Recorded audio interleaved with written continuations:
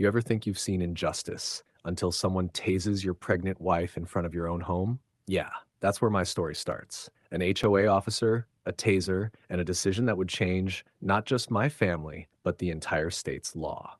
Before we dive in, comment which country you're watching from. Let's see how far this story travels. It was supposed to be a calm Sunday, the kind that makes you forget the world can turn ugly. The sun was soft, the air cool, and my wife Kendra was glowing.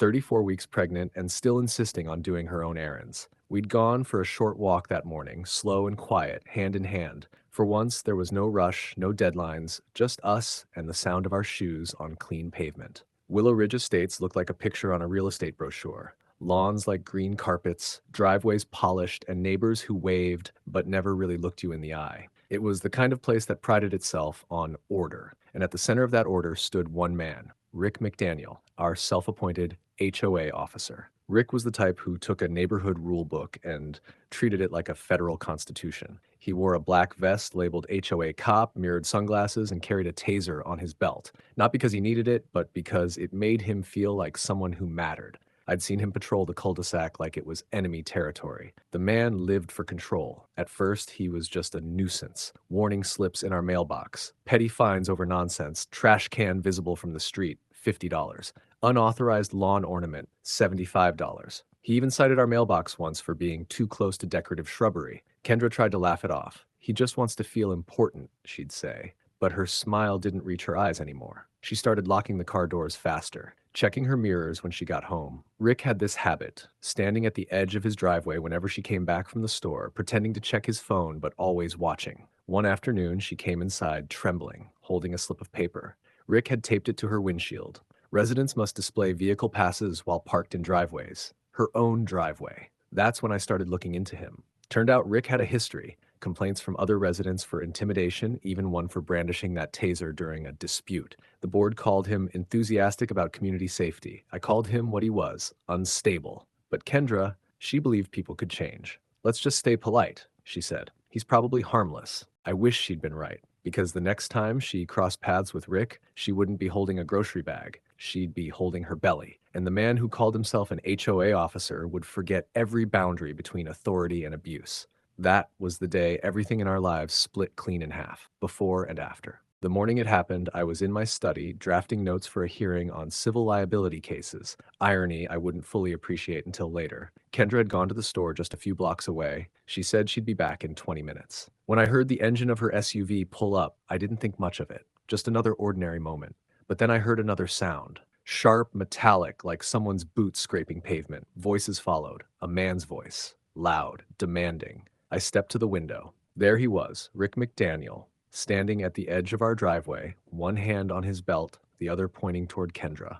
She was balancing a grocery bag against her hip, the other hand bracing her belly. Rick's voice carried, all authority and no reason. Ma'am, residents are required to display vehicle passes when entering the subdivision. You've been warned twice. Kendra frowned, shifting the bag to her car's hood. Rick, I live here. You know that. My name's literally on the mailbox. Still need to see the pass, he snapped. Can't make exceptions. She sighed, tired. I'll get it later. I just need to get these inside. That's when he stepped closer, boots grinding on gravel. Now, ma'am, or this gets written up. Kendra didn't raise her voice. She didn't curse or threaten. She just said, firm but calm, no. You're out of line, Rick. And something in that word, no, broke whatever thin thread of control he had left. He reached for his taser, quick. No warning, no reason. Just the sound of the safety flicking off, and before I could even move, click. The sound sliced the air. Kendra jerked, every muscle tensing at once before her knees buckled. The grocery bag hit first, cans rolling across the pavement, a carton of milk bursting open beside her hand.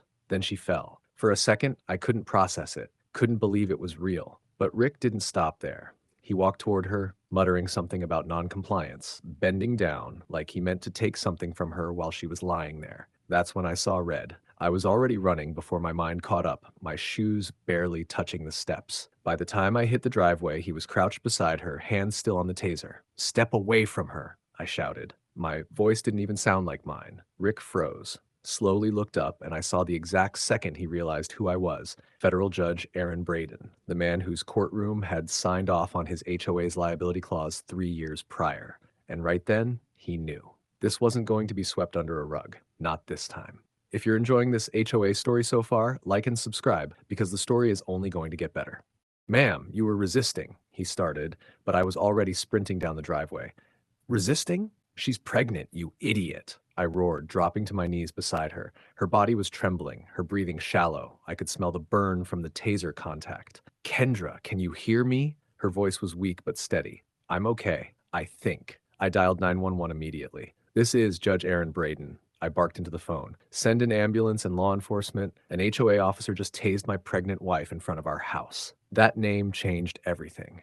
Within minutes, sirens cut through the quiet suburban air. Neighbors peeked from porches as paramedics lifted Kendra onto a stretcher. Her pulse was stable, and the baby's heartbeat was strong. Relief hit me like a wave, but fury burned right behind it. When the responding deputy arrived, I didn't sugarcoat a thing. Officer, that man, I said, pointing at Rick, just used a taser on my pregnant wife without provocation. Rick stammered. She refused to show her ID, sir.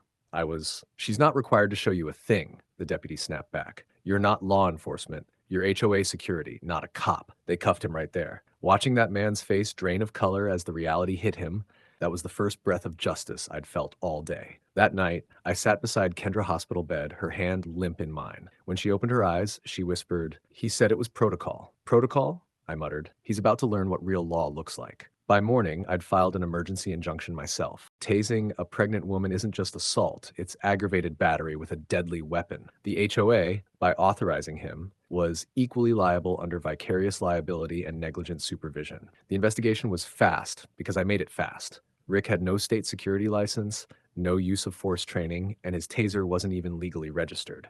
The HOA board tried to distance themselves, claiming he acted independently. But my doorbell footage showed their president standing right beside him minutes before the attack, nodding while he checked IDs. 2 weeks later, Rick stood in court wearing county orange. The jury didn't take long, guilty on all counts.